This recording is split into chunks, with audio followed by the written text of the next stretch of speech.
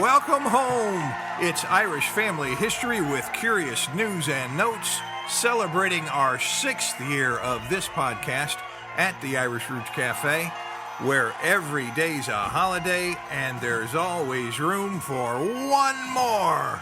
One of 6 broadcast series from the head school at irishroots.com.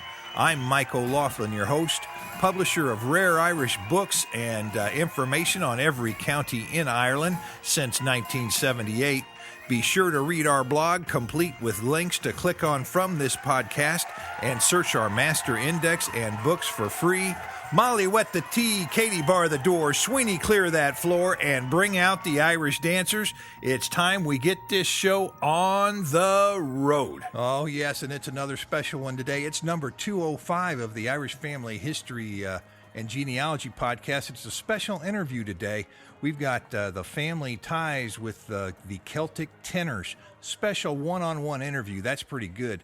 And it's with James Nilsson, which could be translated as James McNeil, and his family ties run back to Bangor near Belfast in Northern Ireland, and then into County Sligo, and he's 100% Irish by his own declaration. And he also chides me a bit for the pronunciation of my own name now, if you can imagine that. I'll be meeting up with them on the 10th of December in Lawrence at their concert. Be sure to stay tuned and find out where they're coming to. And that's Texas, Nebraska, Kansas, Connecticut, New Jersey, and Ottawa, and more.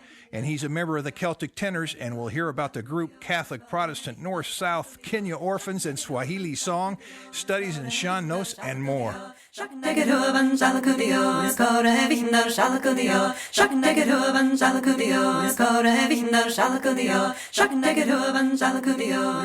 Okay, now, before the interview, we got to give thanks to our magnificent 7. And here they are. Number 1, welcome new member Deborah Ann McWilliams of Quebec, Canada. She'd like to know more about where her great-grandfather was born, and it was around 1816 in Ireland, and when he left and came to Canada. Number 2, welcome member Maudine Walksmith of Port Townsend, Washington, researching Kneeland. Number 3, Denise Foley of Orland, Pennsylvania. Your Wexford genealogy has shipped. Number 4, Mary McCown of North Commons, County Louth, Ireland. Your Kilkenny book has shipped. Number 5, William A. Reed of Birmingham, Alabama. Welcome as a new member. Number 6, Dr. Gerald P. Reardon of Halifax, Nova Scotia, Canada. Your Families of County Cork book has shipped. Number 7, Sean O'Keefe of Commerce Township, Michigan. Your genealogy books on County Cork, Ireland, and Irish families have shipped.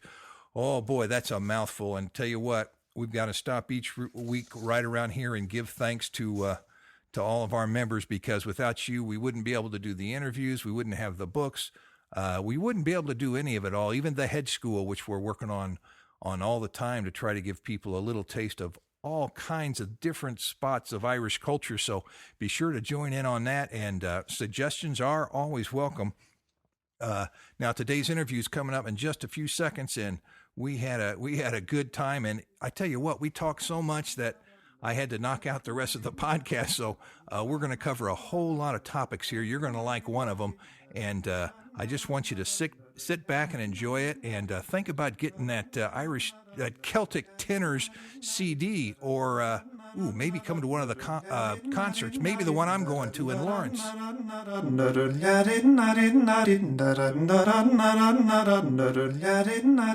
Okay, here we go. I'm jumping into the middle of the conversation. Here it is, Jim and I talking, and I think we're talking about how to pronounce my name. Oh, no, that's wrong, Mike. That's wrong. I know, but you know what? I got out of a ticket in Ireland when I finally, the policeman looked at me and he said, "What name is this?" And I said, "OLaughlin." And he said, "What?" And then he thought a few seconds and he said, "OLaughlin." He says, "Oh, sure, now go on your way. You're an American."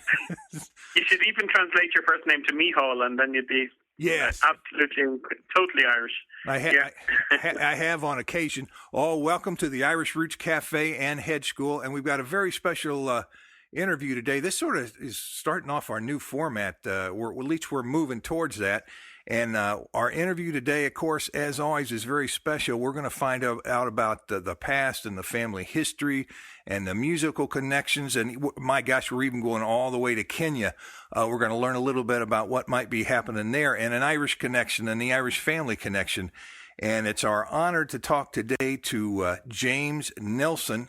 And I understand he's originally from Sligo, and he has sung throughout the world and, well, all different styles. We can get into that in a little bit. James, how are you doing today? I'm fine, Mike. How are you doing? Great to talk to you. Yeah, I'm liking it. And I wonder, it's a little unusual, but I wanted to talk first about your family roots, the family tree, where they might go back to and where they are now. Yeah, it's a kind of an unusual one. All three of us have quite interesting pasts, I suppose. When you think of a group of Celtic or Irish tenors, the three of us are all technically Irish, very much Irish. But Darrell is from Northern Ireland. Matthew is from County Meath, very much Irish. I would consider myself 110% Irish. However, my mother sadly departed about 9 years ago from the dreaded cancer. But she was originally from Bangor, just outside Belfast in Northern Ireland.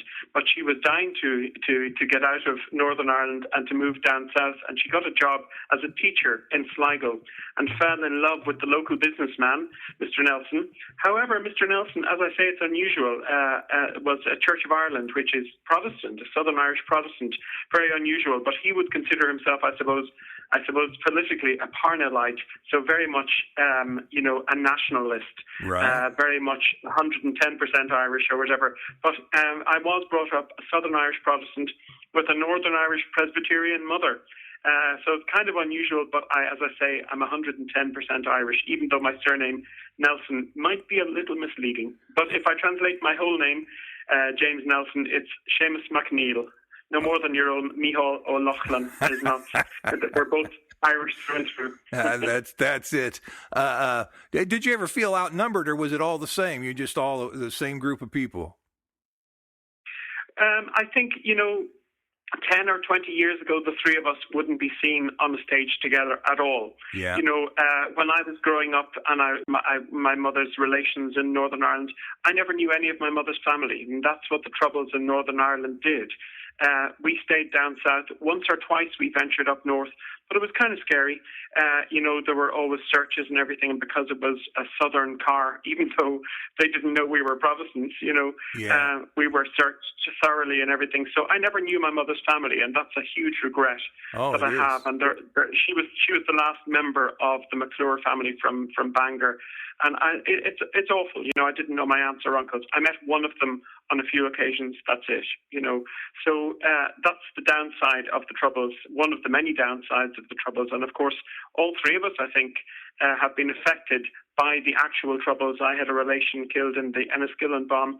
Darrell had several friends killed in the Omagh bomb, So, gosh, I'm bringing the whole conversation down, Mike. I didn't mean to. Well, no, that's the past, and we got to know about that before we can build a better future. And it looks like you guys are doing a good job of participating in that.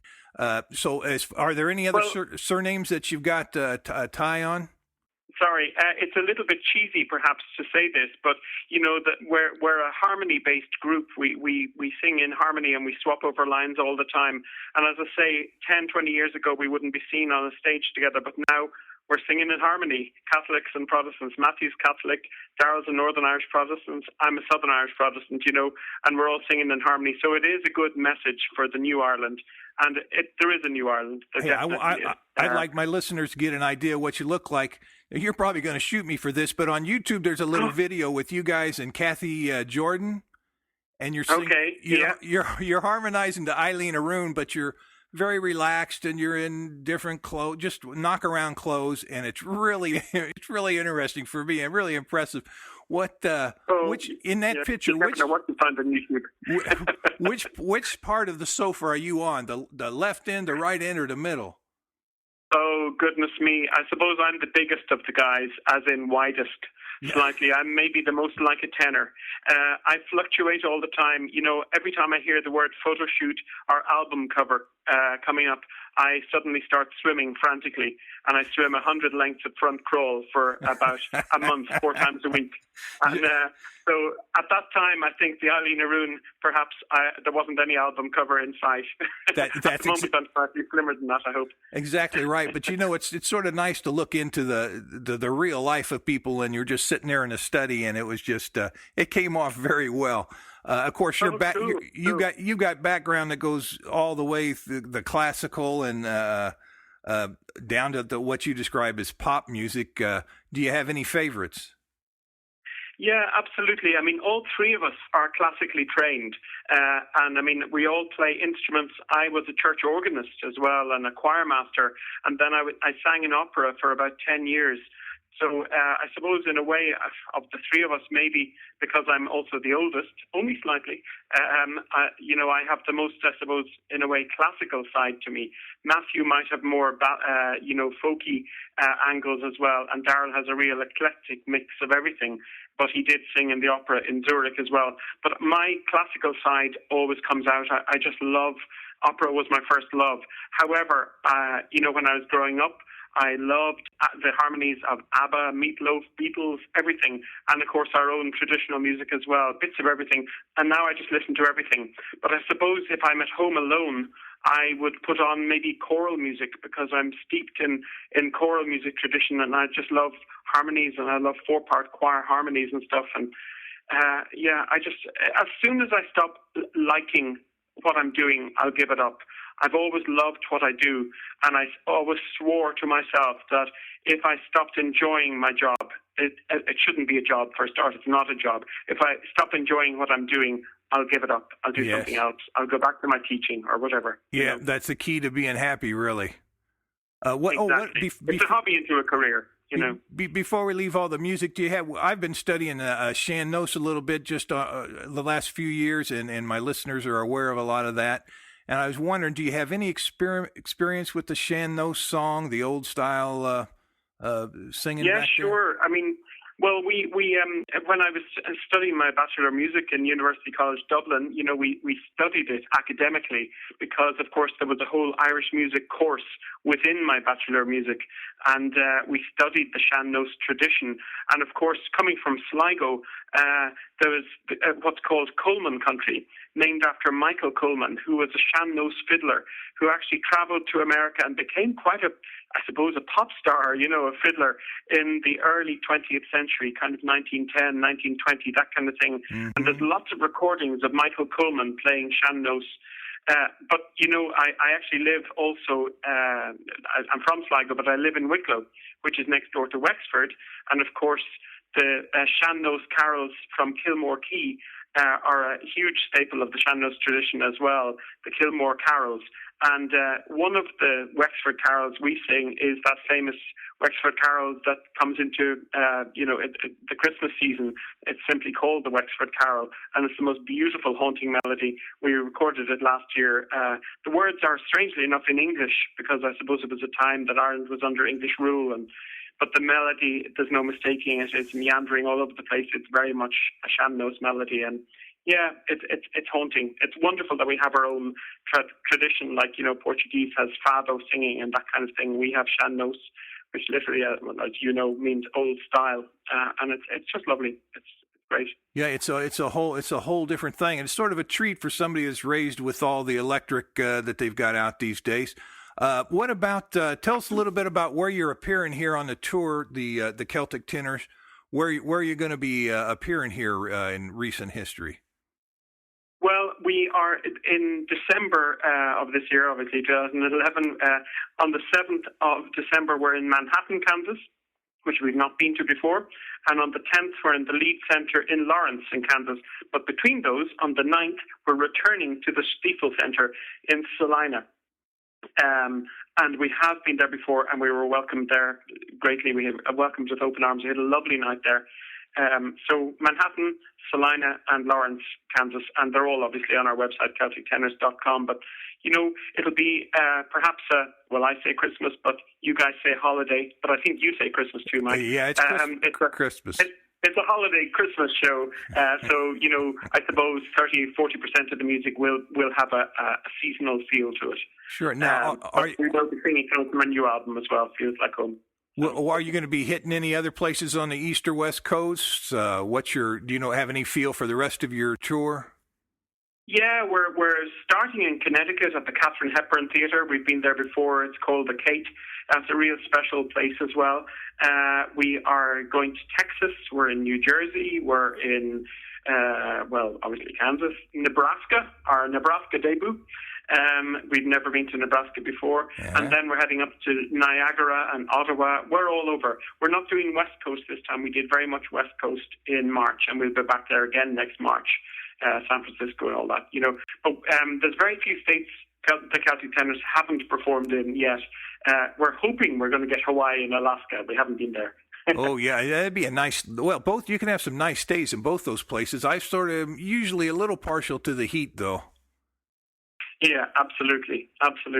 So I don't know what it'll be like in Texas at this time of the year, but we're down near Houston in December as well, I think. So, well, that's probably that's probably a livable moment down there in December. It gets a little warm during the summer. Hey, what about your Africa connection with Kenya? Is it?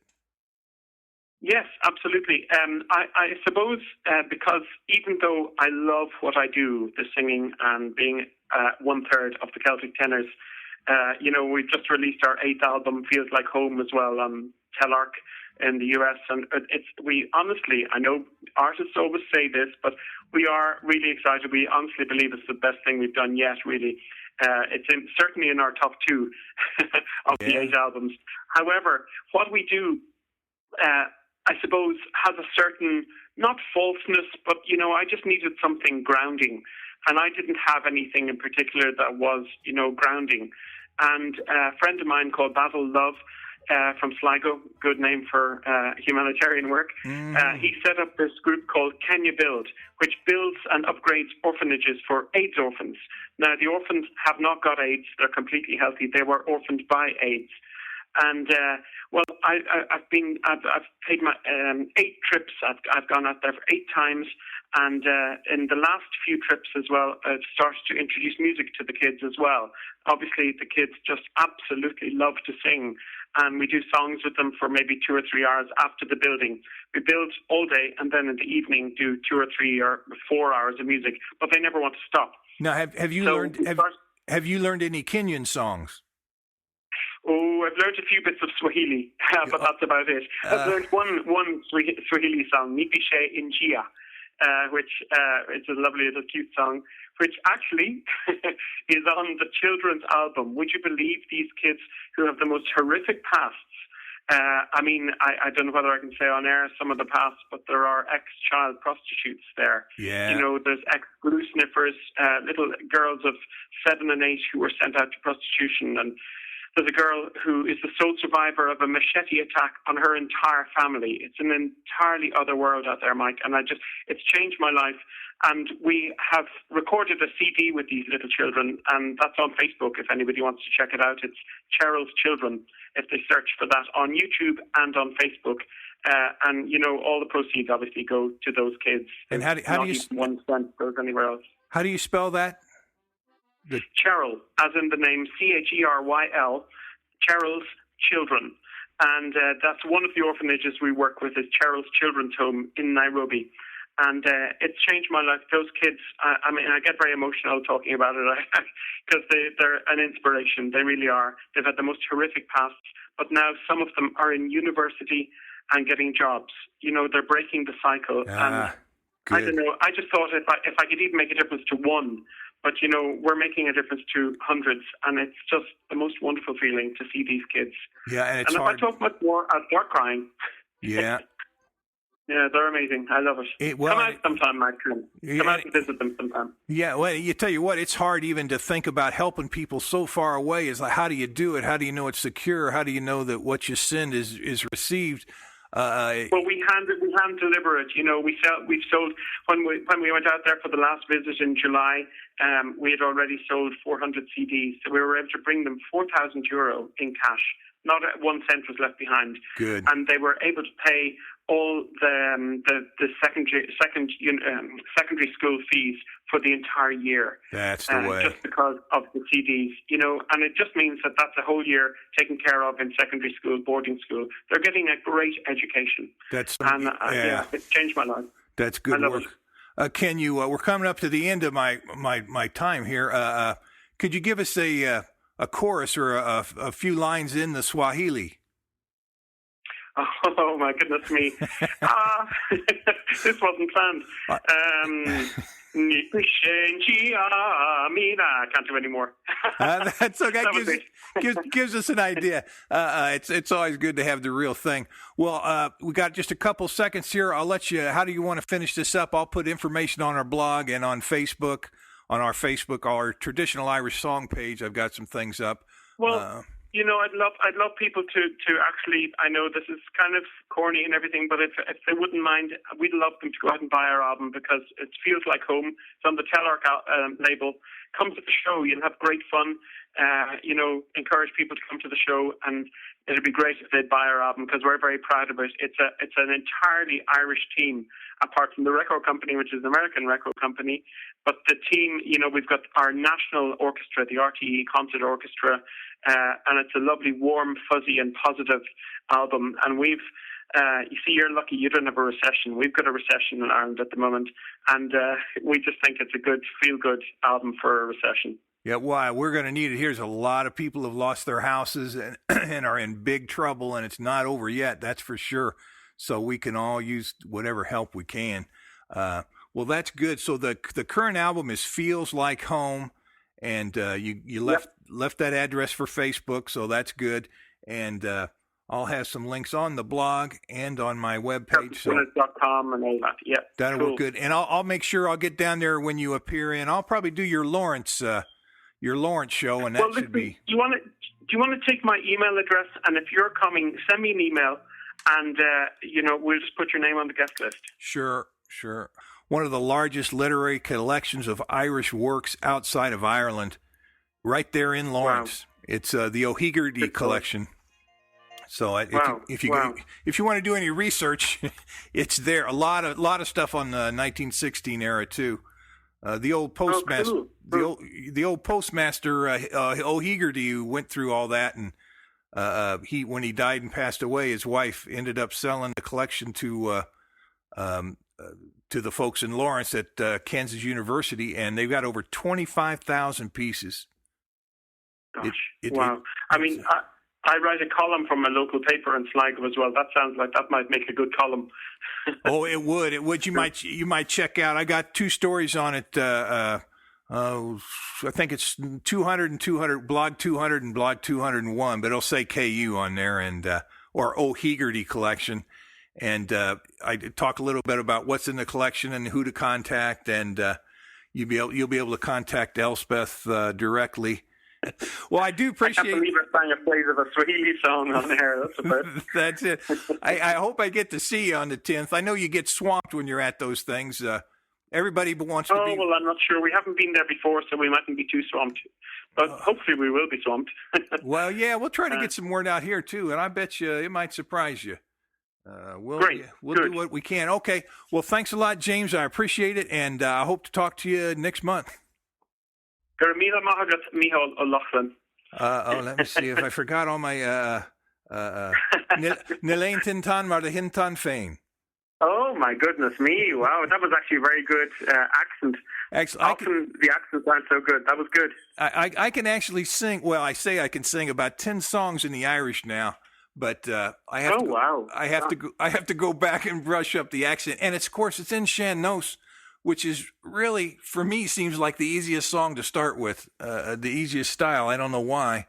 Probably because I started out with Joe Heaney. Well, you could teach Darryl, because he's from the north and his Irish is kind of non-existent. Oh, jeez. Well, that's good. Okay, Mike, thank you so much. Yeah, thank you, and good luck with Kenya too. Thank you very much. Okay, bye. See you soon. Bye. Our thanks to Jim, and I'll see you at one of their concerts, hopefully the one in Lawrence, Kansas on December the 10th. If not, hey, our song for the week I'm working on goes like this. Mar Hirsch, Mara Hillen, Maholen, Ye, Anolada, Vi Bravi, and Ogvan Usovia Trishe, Rovsda, Oren, Pantre, Lasharish. I got a little work to do on it, but hey, it's the fastest one I've ever tried to get, so many words per second. Although that's not the way you judge a song. That's it. See you later. Thanks for listening. Back next week. That's all for today, folks. Joseph, warm up those pipes. Remember, we have a broadcast series on Irish song and recitation, on local history of the Irish in America, and on 2,000 years of Irish history, as well as on the counties, and something special coming up on Irish language, I hope. We've got all that and more at our head school at irishroots.com. And you know, we've been known to appear, exhibit, teach, and even sing for your special events. Be sure to book in advance if it's important, and write me at my American address at Irish Roots Cafe, Box 7575, Kansas City, Missouri, 64116. Leave a message by phone at 816-256-3360. Reach me on my webpage at irishroots.com. Skype me at the Irish Roots Cafe. Get me on MySpace, Facebook, Twitter, and Irish Central. Members foot the bill so they get first priority, but we're open to all. And by the way, a big thank you to all of our members. And away.